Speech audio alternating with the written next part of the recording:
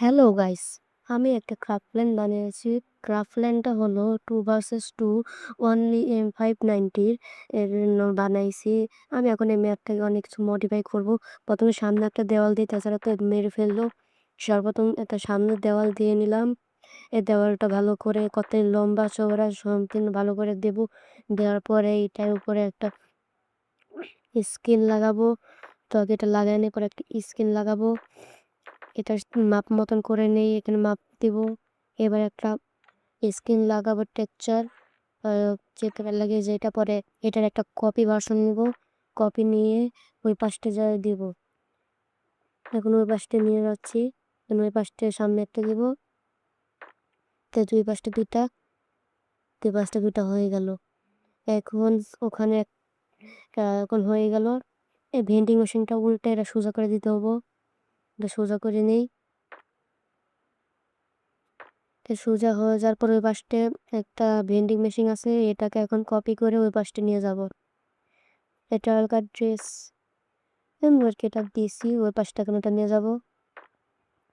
তো পাশটাও যা আগে ওই পাশটা ঘুরায় নেই, এখন নিয়ে যাই।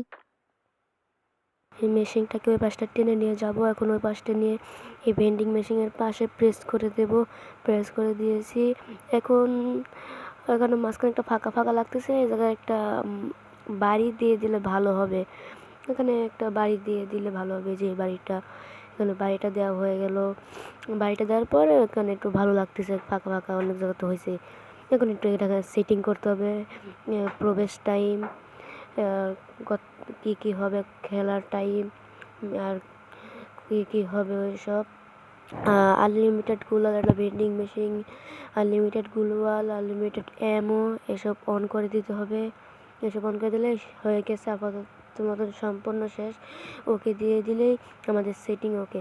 পরে উপর বাম পাশে একটা সেভ নামের অপশন, ওটাকে সেভ দিয়ে পরে ওখানে এক্সিটের উপরে পাবলিকের অপশন, এখানে পাবলিক করে দিতে পারবেন। আমাকে এটা পাবলিক করাই ছিল, তার জন্য আর পাবলিক হবে না, এখানে পাবলিক করে দিয়েছিলাম আপনাদের দেখানোর জন্য আর কি। বের হয়ে গেলাম, দেখাচ্ছি। বার হয়নি। এই যে আমার দুইটা, একটা হলো 1 ভার্সেস 1, একটা হলো 2 ভার্সেস 2 অনলি M590। এই যে প্রথমটা দ্বিতীয়টার পড়ছে নিতে